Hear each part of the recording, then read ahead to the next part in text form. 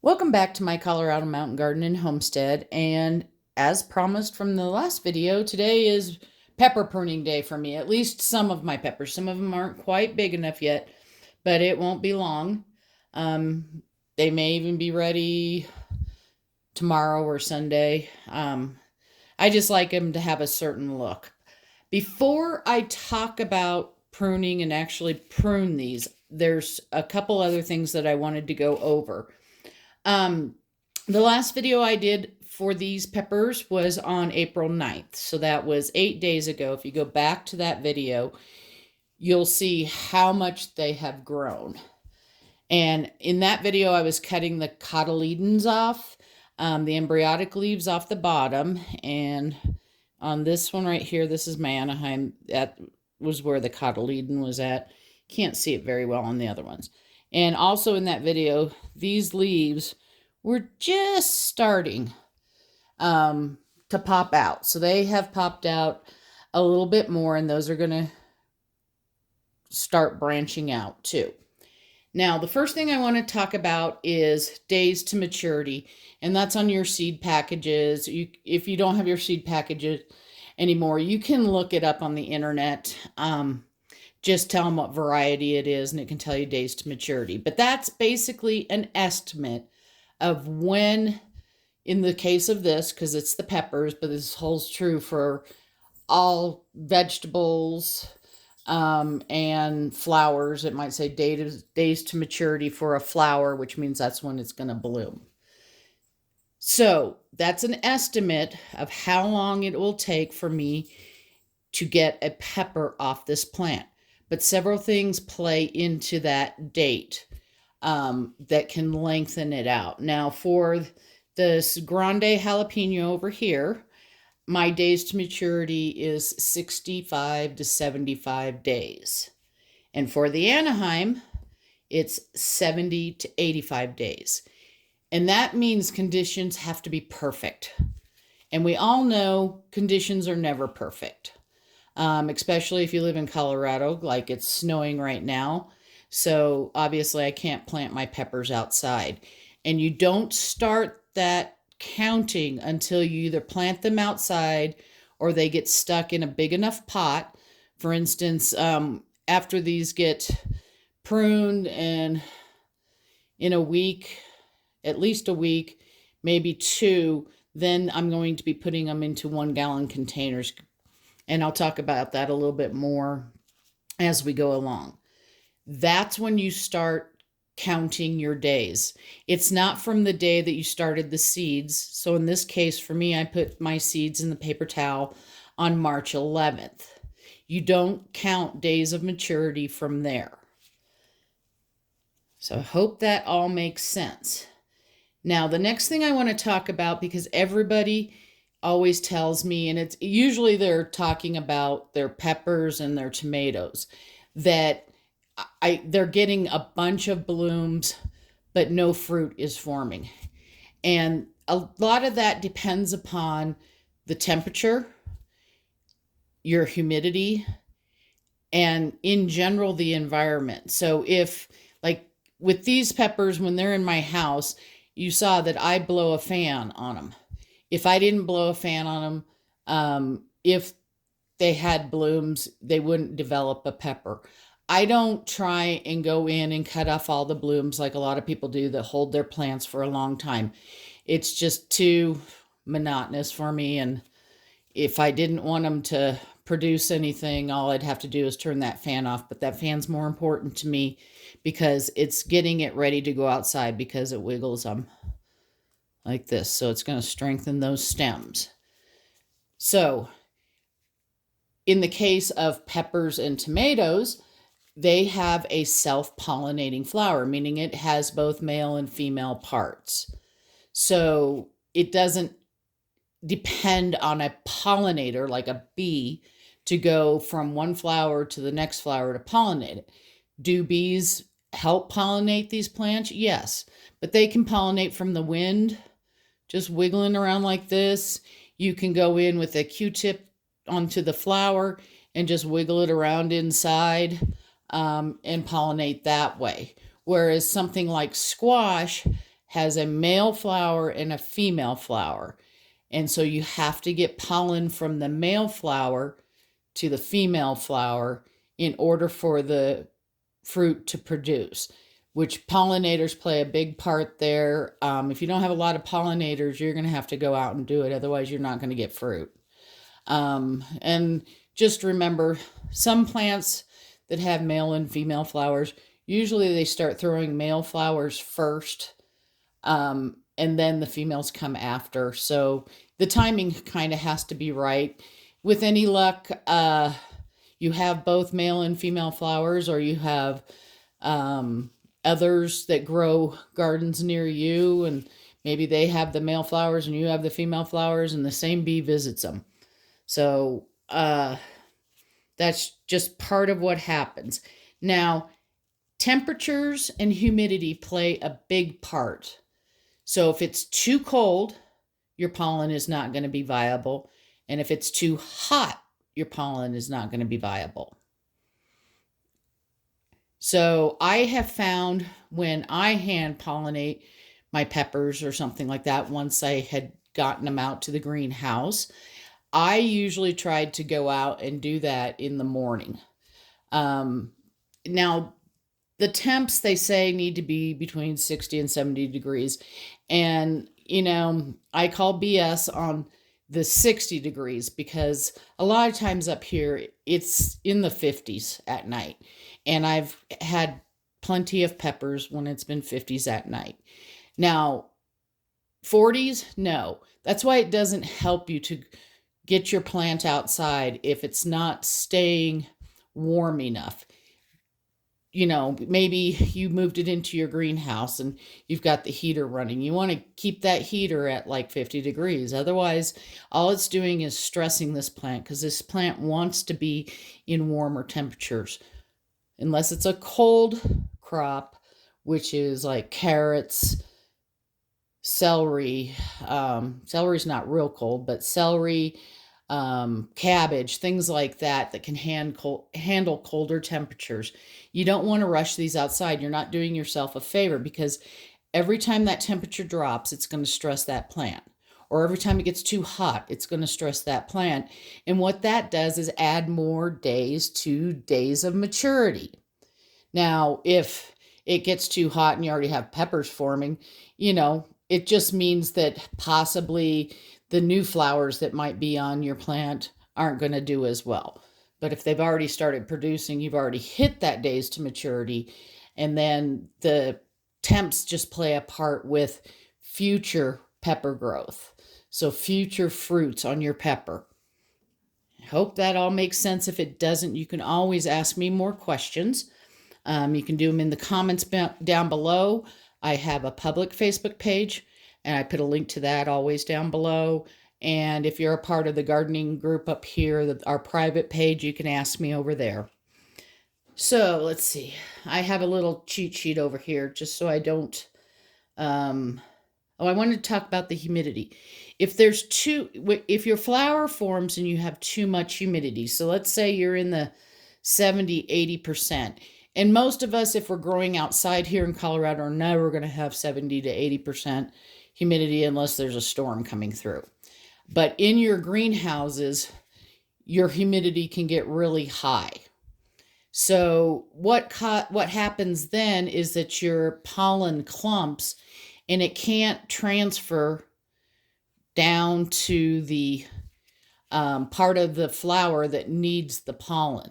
And if you've ever grown peppers before, you'll always come out and sometimes you'll see little white specks on it. That's just the pollen that falls from the flower. So if you've got flowers and you see white, no, don't panic. It's probably not powdery mildew, especially when they're this small.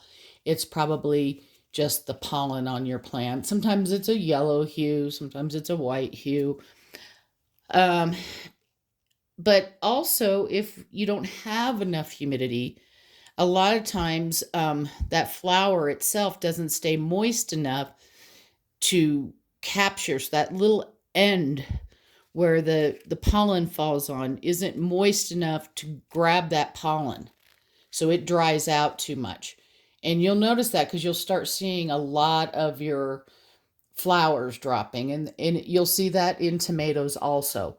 So kind of keep that in the back of your mind if you start seeing that.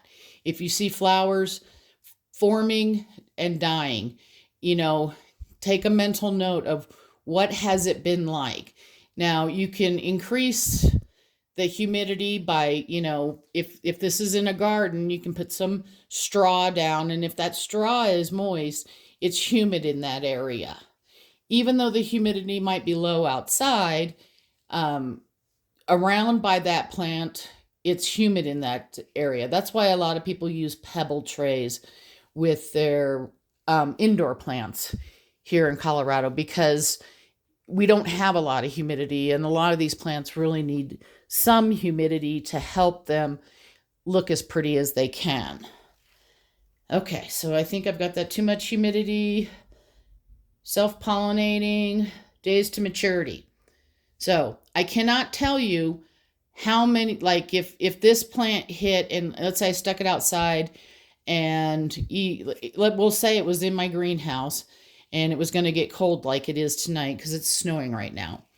Even if I can keep the temp in there at above freezing, so it doesn't freeze the plant, that's going to stress this. And even though it's in the size of container it needs to be, or you have raised beds in your greenhouse, it's going to stress this plant. Anytime you stress that plant, you need to add days onto your days to maturity. And that could be, there's not a rule. I don't know if it's one day for every night it's cold, or if it's just a few hours. Nobody knows that, because plants can't talk. We talk to plants, but plants don't talk back to us. So keep all of that in mind before you go rushing things outside. Okay, it's only April 17th, and even in Denver, they usually can get away with Mother's Day. But even then, Denver has gotten snow after Mother's Day and has gotten freezes after Mother's Day.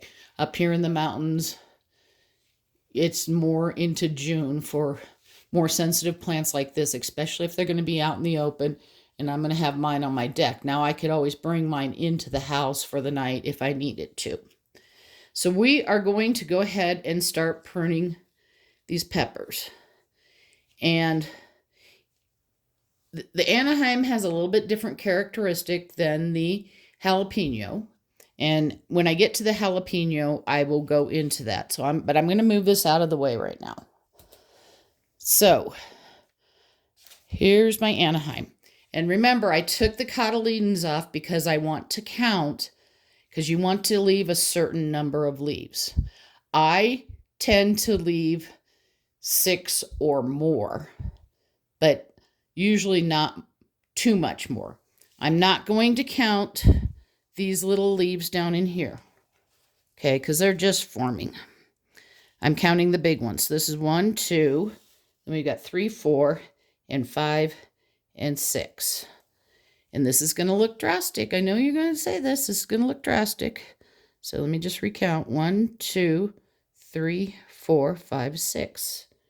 All right. I have to turn it to where I can see this, and I hope you can see that. I'm going to take my first clip, and I may come back and take more. Now, I'm cutting it right at the top of that. Let me pull it up here. Right up close. So just where that, just above where that joint is. And I think I actually left 8. 1, 2, 3, 4, 5, 6. I left 8. Okay, I could have gone down even farther. I could have cut it here. It's not a science. You want, no less than 4. And, if your plant was really, really tall, you don't want to take too much of it off, because once it is already at that height. But I just cut all of this off, and it makes that, you saw it was so pretty with the top on, and now it doesn't look as pretty. But what's going to happen here, and you can already see it starting to happen, is, let me bring it back up. At least I hope you can see it. I'm going to try and put scissors. There's already some little leaves right there. And these are going to leaf and branch. And because I took that top off, it's not concentrating anymore on getting taller right now. It's going to start to bush. And that's what those leaves are. Those are going to throw out more branches and everything like that. So we'll come back. I don't know if I'll make a video, so just remember, I have that public Facebook page. I will try and get some close-ups, and I'm going to keep marking these two particular plants so that you're seeing the same plant. Now, what you don't want to do is, let's say you bought your plant at a store, Lowe's, Home Depot, Ace, a nursery. Don't plant and prune on the same day, because each one is going to be causing a stress. That's why I prune mine early, so that the next time when I go to plant, I'm only causing one stress at a time, so that my plant doesn't get mad at me and I'm not going to slow my days to maturity or anything like that. Now, I will know that this plant is ready to go into its 1-gallon container, because it's going to start needing water more often, because it's going to get root bound in this pot. Usually once it gets root bound, then you're going to start seeing more flowers. And again, I don't really try and encourage flowers, but I let the plant do what it wants. Okay, so that was the Anaheim. Now, and I sterilize my scissors. I have gloves on, but you can just wash your hands really well if you want. Now, in true jalapeno fashion, and if you've grown jalapenos for a while, you'll know this. You can see, I'm going to pull this up here. These right here, actually, let me use my fingers. So this is actually a branch right there and right there. So this set of leaves and this set of leaves is a branch, and that's classic for jalapenos. They grow up, they branch. They grow up, they branch. But what happens is they don't bush out. So you'll end up with a pepper that's really, really tall if you don't prune it, because it doesn't force it to do that bushing, because it's still thinking it's, so all of a sudden, unlike the Anaheim, who just had that center stem, it's got 2 more and 2 more and 2 more. And you'll notice if you prune one and don't prune one, your pruned one will take a while to catch up, because we're going to slow down that height going on. But by the end of it, your plant's going to be way bushier, and it's probably going to produce more peppers, because you're going to have more branching and bushing and everything like that.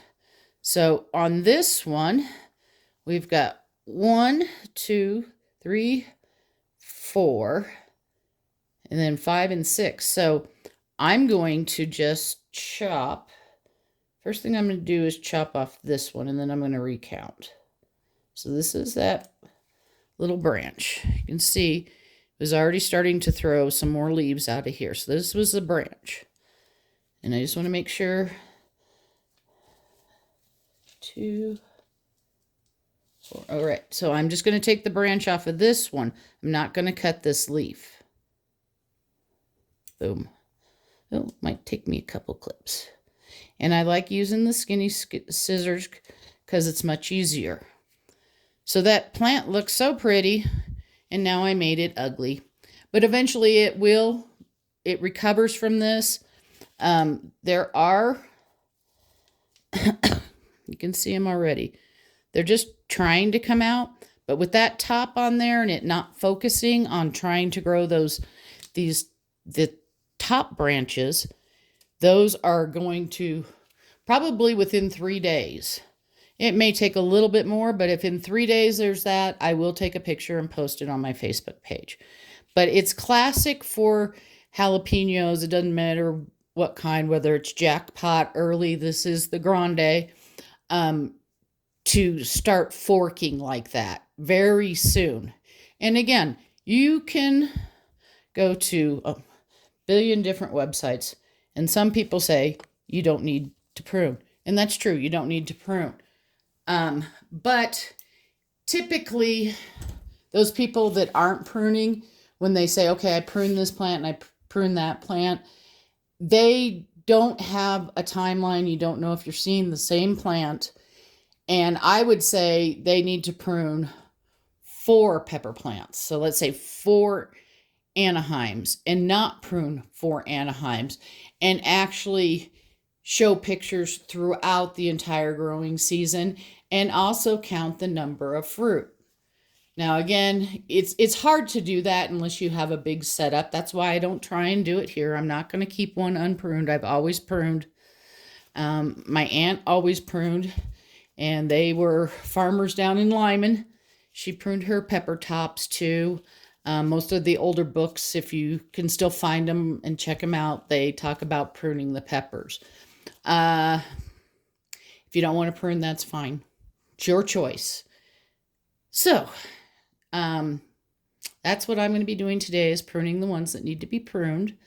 Again, I think all of them, probably by next Wednesday, will be pruned. The ones in the solo cup, because they don't have quite as much space as these 4-inch pots. They grow just a little bit slower because they're more compact in there. So once they get out of that cup, and they catch up real quickly to anything else. Now, the next thing I will be doing after I show you how these really start branching out, probably just with pictures, if I have time I'll make a video, is I will be getting ready for them to go into a 1-gallon nursery pot. And they're just the black nursery pots is what I have. Let me just grab. And for those ones, they fit perfectly in these taller containers. And I've gone to these taller containers because I bottom water. So we'll just set it in here. But a 1-gallon container fits right in here. So, oops, I don't think you can. Let me scoot it back here. There, now you can see it. So you can see I can add way more water to this and let it drink it down versus the standard trays.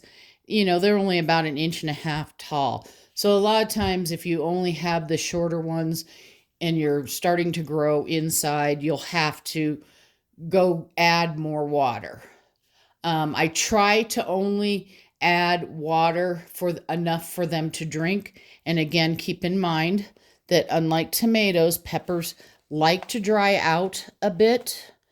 Once these go into the 1-gallon containers, you'll see probably in the photos that I show you that the tops look more dry. And it's just because it doesn't absorb all the way up to the top once they're in the bigger containers. And that's fine. That keeps the fungus gnats and any types of mold and stuff from growing. So having the top a little bit dry. The thing is that, you know, I always go, whether it's a 1-gallon pot or these will end up into 5-gallon containers. Excuse me. I always go poke my finger in there and make sure that they're getting enough water. Now, once they go outside, they'll be on a dripper. So the top will be wet. But outside, again, we have low humidity, wind, whatever. It dries out. And the drippers just put a little bit, and then it starts going down. Okay? But they don't like to stay super moist. You know, they want, you know, think about where peppers grow. Like, and these are chili peppers. So you see them a lot in New Mexico, Texas, where it's a lot hotter than here. Now, the other thing is that these will only, if they're on the deck, they're going to get partial shade. When I had them in my greenhouse, I had to, in order to keep my temperatures down in the greenhouse, I had to have shade cloth up. So the back side I face, the back of our house is east, front is west. So that shade cloth, I let them get the sun in the morning when it's not as intense. And then I had shade cloth on the front side. And I use usually 50% shade. I think I still have some 40% out there. And I had that because they didn't have the 50%. But I cover the entire greenhouse just to keep those temps down. And I had solar fans in there that would kick on. And even if it got really, really hot, I'd pull an extension cord up there and run my tower fan, just trying to blow the air in there. Um, the floor of the greenhouse was pavers, concrete pavers. So sometimes I'd go in and just spray those pavers with a little bit of water to cool them off. You don't really want to mist your plants. That can cause other problems. Part of that being that, if you've got flowers and you're misting your plants, your pollen's going to end up caking, and then you're not going to get as many peppers and things like that. So just keep all of that in mind as you're growing. But as you're growing this summer, if you have questions, you can even, if you go over to the Facebook, you can email me pictures. A lot of times I can help you troubleshoot just by a picture. And I don't have a problem calling people. Trying to text back and forth, sometimes you don't tell people what they need to hear, or they don't really understand. So usually if it's something that I can't explain in a short message, I will ask for your phone number. And then I'll give you a call. But there's the peppers. It's snowing, yay.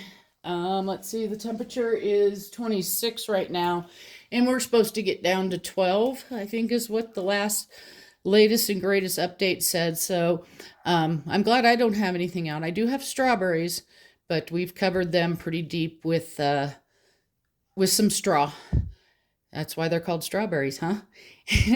I hope you're having a wonderful day. Happy gardening, and I think the next video might be the columbines.